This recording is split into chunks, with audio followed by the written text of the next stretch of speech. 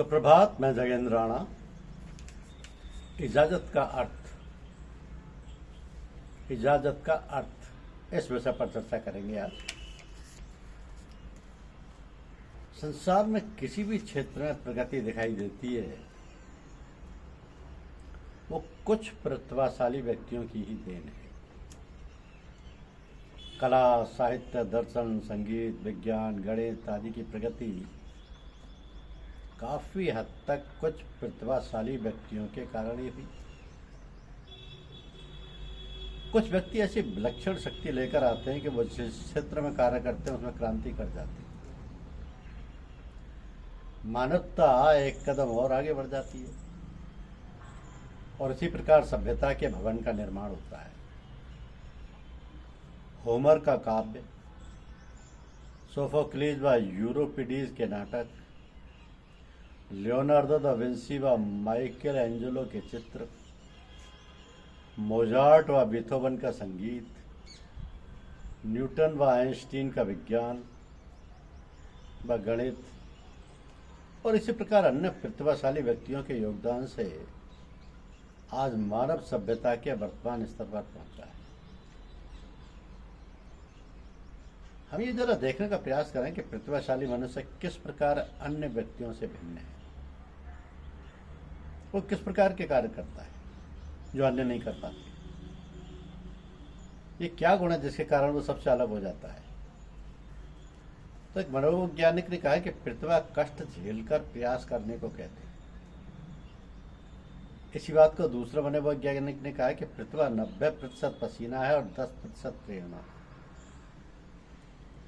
आप शायद इस अनुपात से सहमत ना हो, फिर भी 50-50% की बात काफी संगत लगती है कि प्रेरणा व पसीने के उचित सम्मिश्रण के बिना कोई महान उपलब्धि नहीं हो सकती।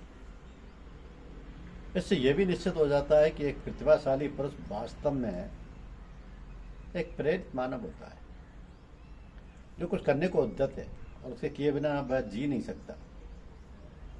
उसका मार्ग नितांत एकाकी का मार्ग है, किंतु उस पर चलने के लिए वो कटिबद्ध है, चाहे कितनी भी कठिनाई हो और उसका कितना ही उपहास उड़ाया जाए। इसलिए संसार में कभी कभी प्रतिभा को पागलपन से भी जोड़ दिया जाता है। तो प्रतिभाशाली व्यक्ति का एक विशेष गुण है उसकी मौलिकता। जो बात वो कह रहा है और कर रहा है वो पहले कभी किसी ने नहीं कही और ना की। सेब टूटकर ना जाने कितनों के सिर पर गिरे होंगे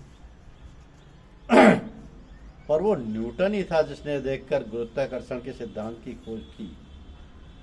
तो आइंस्टीन अपने परीक्षण दिमाग में कर लिया करते थे, उन्हें प्रयोगशाला में जाने की आवश्यकता ही नहीं पड़ती थी। तो प्रतिभा एक दिव्य गुण है जो हर व्यक्ति में नहीं पाया जाता। कुछ व्यक्ति जन्म से ही विलक्षण होते हैं और वो वैसे ही कार्य कर जाते हैं। प्रतिभाशाली व्यक्ति की दूसरी पहचान है अपने कार्य के प्रति उसका समर्पण। वो जैसे उसी कार्य के लिए आया है, वो एक चीज, विचार अथवा खोज के प्रति समर्पित है और उसे करके ही रहेगा। ईसा मसीह जिस कार्य के लिए आए थे वो करके ही रहे, चाहे उसके लिए उन्हें सलीब पर टंगना पड़ा। ब्रूनो जो कि एक वैज्ञानिक था, जिंदा जला दिया गया। सुकरात को विष का प्याला पिला दिया गया क्योंकि वो बहुत प्रश्न पूछता था। एक प्रतिभाशाली अपने कार्य पर इतना अड़े गए है कि संसार उसके लिए कुछ महत्व नहीं रखता। अपने आदर्श के प्रति उत्कट समर्पण ही उन्हें ऊंचाई तक ले जाता है। तो प्रतिभा की व्याख्या करना बहुत कठिन है। किन्हीं गुणों का सम्मिश्रण किसी मनुष्य में कुछ कर देते हैं और अन्य में कुछ और। वास्तव में कुछ व्यक्ति अपने अलग ही संस्कार, बुद्धि और ज्ञान का संयोग लेकर आते हैं। उनका उस अति मस्तिष्क यानी सुपर माइंड से सीधा संपर्क होता है। वे अपने कार्य उसके प्रकाश में करते हैं। उनकी चेतन शक्ति किसी दूसरे ही क्षेत्र में कार्य करती है और प्रतिभा जो असलियत में एक करिश्मा ही होता है अपना कार्य कर जाती है। तो यदि तुम ईश्वर से मिल जाना चाहते हो, उससे एक होना चाहते हो, तो ये इच्छा तुम्हारी नहीं। इसके लिए आवश्यक है कि तुम ऐसे माध्यम बन जाओ जिससे दूसरों को ईश्वर प्रेम प्राप्त हो जाए। फिर तुम्हारा जीवन अपने लिए ना होकर दूसरों के लिए होगा।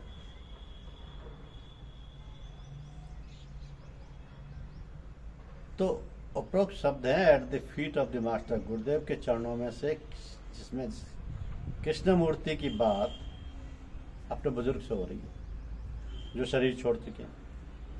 तो कृष्णमूर्ति के एक प्रश्न पर उन बुजुर्ग ने उत्तर दिया।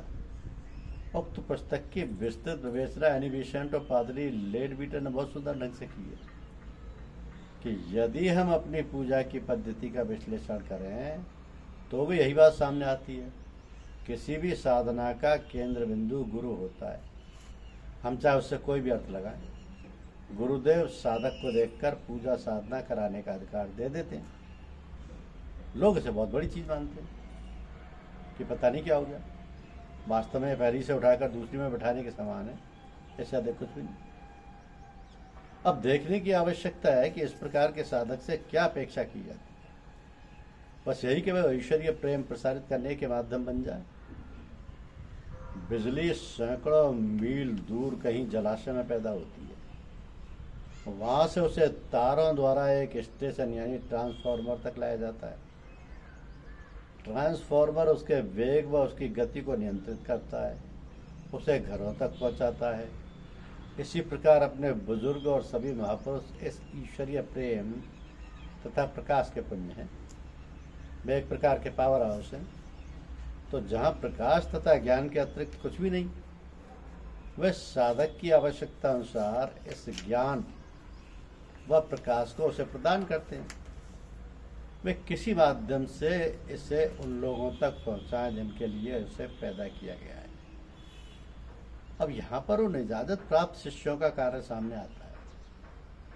अतः उनका कर्तव्य हो जाता है कि जो शक्ति उसके लिए भेजी गई है उसको वहां तक पहुंचा दें। वह सदा कार्यरत और जागरूक रहकर उसी ट्रांसफार्मर की तरह कार्य करते रहे जो घरों को प्रकाशित करता है। तो जहां से किसी साधक की साधना कराने का अधिकार मिला है, उसी में यह भी निहित है कि उसे ज्ञान तथा प्रकाश सदा सुलभ रहेगा, उसमें कोई कमी नहीं आने वाली है। अतः आवश्यकता है कि वो जहां से संबंधित हो वहां से तार सही जोड़े रहे, अपने वायरिंग ठीक रखे। ये वायरिंग है याद की, इसी से सारी दैवीय सहायता सुलभ रहती है और अपना कार्य करती रहती है। पूज्य चच्चा जी ने इसी बात को 2 स्थानों पर बहुत सुंदर व्याख्या की है। एक स्थान पर वो कहते हैं कि आज्ञा प्राप्त शिष्य गुरुदेव के संज्ञान वाला की और शेष छोटे वाला की। अब ध्यान रहे कि बालक दोनों ही हैं। दूसरे स्थान पर फरमाते हैं कि गुरुदेव से प्रेम करो। प्रेम का अर्थ है सदा उनकी याद बनाए रखना। शेक्सपियर ने एक स्थान पर लिखा है, कुछ जन्म से महान होते हैं, कुछ महानता प्राप्त कर लेते हैं और कुछ पर महानता थोप दी जाती है। आजकल मजाक में एक चौथी श्रेणी भी बताई जाती है। यह उन लोगों की है जो महानता पर अपने आप को थोप देते हैं। बड़े लोगों के चाटुकार व पिछलग्गू इसी श्रेणी में आते हैं। इसमें उन्हीं महापुरुषों का विवेचन है जो जन्म से महान होते हैं। अब महापुरुष स्वभाव से ही क्षमाशील, वीर, गंभीर व साहसी होते हैं। दुनिया के झंझावत उन्हें हिला नहीं सकते। वे अपने मार्ग पर दृढ़ और मन में अविचल रहते हैं। बस एक ही ख्याल, उसी का मार्ग, उसके अतिरिक्त और कुछ नहीं। उन्हें किसी का भय नहीं होता, यहाँ तक कि उनके पास जाने वाला भी निर्भीक हो जाता है। वे सबको अभय कर देते हैं, जैसा गांधी जी ने स्वतंत्रता संग्राम में किया था कि वे अपने पास आने वाले को जीवन के शाश्वत यथार्थ से परिचित करा उनकी निम्न प्रकृति का रूपांतर कर देते हैं। काम, क्रोध, लोभ, मोह आदि विकारों का उनकी उपस्थिति में आगमन नहीं हो सकता। तो वे अपनी महानता का इंजेक्शन दूसरों में भी लगा देते हैं। अब महापुरुषों की दृष्टि में किसी प्रकार का भेद नहीं होता। उनकी दृष्टि में राजा व रंक बराबर है, ना कोई ऊंचा ना कोई नीचा। वस्तुतः उनकी निगाह जहाँ जमी रहती है वहाँ कोई अंतर होता ही नहीं। उनकी निगाह जहाँ जमी रहती है वहाँ कोई अंतर होता ही नहीं। इसलिए किसी भी प्रकार का द्वंद्व उनके जीवन में नहीं होता। वे सभी संघर्षों व द्वंद्वों से ऊपर उठकर जो कुछ करते हैं या कहते हैं वो धर्म, नीति व शास्त्रों के अनुकूल होता है। अपने आचरण द्वारा वो दूसरे के हृदय में क्रांति कर देते हैं, उन्हें जागृत कर देते हैं और नवजीवन का संचार कर देते हैं। तो उनके व्यक्तित्व के प्रभाव से सभी और एक चेतना का प्रादुर्भाव होता है, जिससे जनजीवन कृत्य हो जाता है।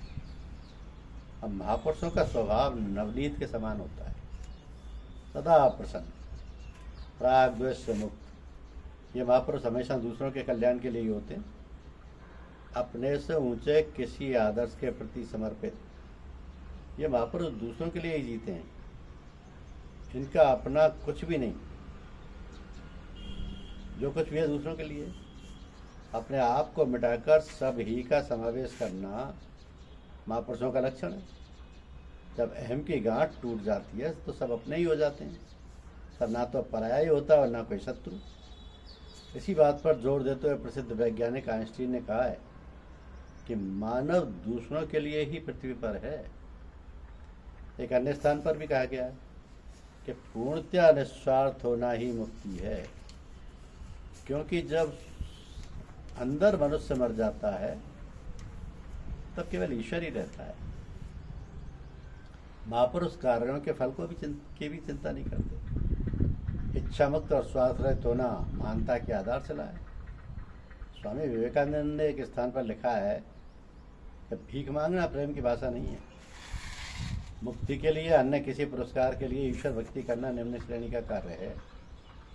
इससे भी अधिक जोर देकर उन्होंने कहा है, यदि तुम्हें अपनी मुक्ति प्राप्त करने की इच्छा है तो तुम नरक में जाओगे। इसके बजाय तुम दूसरे के उद्धार के लिए प्रयत्नशील होना चाहिए। महापुरुषों के लक्षणों की कहाँ तक व्याख्या की जाए? वे अनंत से एकाकार हो चुके हैं, अतः स्वयं भी अनंत है। अनंत की व्याख्या नहीं हो सकती, और ना ही उनकी जो उसकी प्रतिच्छाया बने हुई। गुरु एक वहम है, गुरु एक गाइड है जो ताजमहल दिखाता है, परंतु वह स्वयं ताजमहल नहीं है। तो गुरु को उपरोक्त परिभाषाएं कुछ अलग अलग सी प्रतीत होती हैं। दोनों में गुरु की महत्ता के दो पहलुओं की ओर संकेत किया गया है। इन दोनों विचारों की व्याख्या से हम कुछ आगे बढ़ने का प्रयास कर सकते हैं। महात्मा जी ने फरमाया, उसका अर्थ है कि हम सैकड़ों वहम पाले हुए हैं। उदाहरण के तौर पर ये हमारी संपत्ति है, ये लड़का है, ये मित्र है, दुश्मन है, आदि आदि। हम इन वहमों में जकड़े हुए हैं। जब हम गुरु की ओर झुकते हैं तो अन्य सब वहम छूटने लगते हैं और हम ये मानने लगते हैं कि गुरु ही सब कुछ है। तो सब वहमों, अब केवल एक ही वहम रह गया सब वहमों में, कि गुरु सर्वस्व है, वही ईश्वर है। एक समय आएगा जब वो वहम भी नहीं रहेगा, बस केवल ईश्वर ही रहेगा। गुरु उसे ईश्वर के हवाले करके पीछे हट जाएगा। न शिष्य ही रहेगा और न गुरु। वहम तो कोई रहना ही नहीं है। वहम तो एक तरह का पर्दा है, और पर्दा रुख का हो या नज़र का, उसको एक रोज़ हटना पड़ेगा, वरना पर्दा वो पर्दा नहीं है।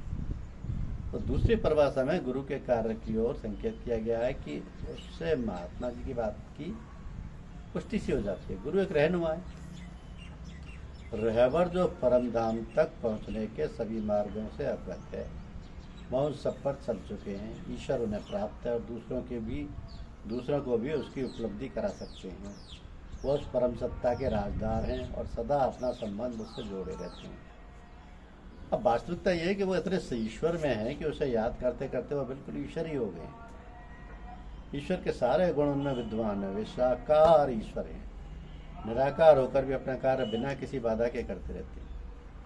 उनके कार्य रूपेण ईश्वर सदृश्य हैं, अतः जिन्हें गुरु प्राप्त है उन्हें ईश्वर भी प्राप्त है।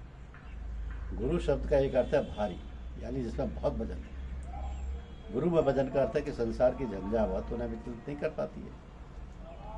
वे सदा अटल, अविचल, निर्विकार रहकर दुनिया को मार्ग दिखाती है। यहाँ की कालमा से बहुत ऊपर रहकर मानव में जो सुसुप्त देवत्व है उसे जगाते हैं। अब वास्तव में गुरु की महिमा को कौन गा सकता है? वे हमें क्या नहीं देते, और फिर भी हम ऐसे बने रहते हैं जैसे कुछ नहीं दिए। गुरु इतने विलक्षण और मानव बुद्धि के परे हैं कि लगता है कि कोई शरीरधारी गुरु हो ही नहीं सकता। ये सत्य भी है। इस शरीरधारी गुरु में जो बोल रहा है, जिसका उसमें अक्ष पड़ रहा है, वो गुरु है। अब देखना ये है कि वो किस सीमा तक उसकी तस्वीर बन गया है, किस सीमा तक उनमें और ईश्वर में अंतर रहा है।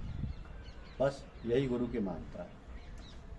ईश्वर से बस हमारी यही प्रार्थना है कि हम सबको गुरु का प्रेम दे। सच्चा जी ने लिखा है कि प्रेम का अर्थ है याद बनाए रखना, हर समय गुरु की याद बनी रहे, बस बेड़ा पार रहे। ताजमहल दिखा हुआ ही समझ। धन्यवाद।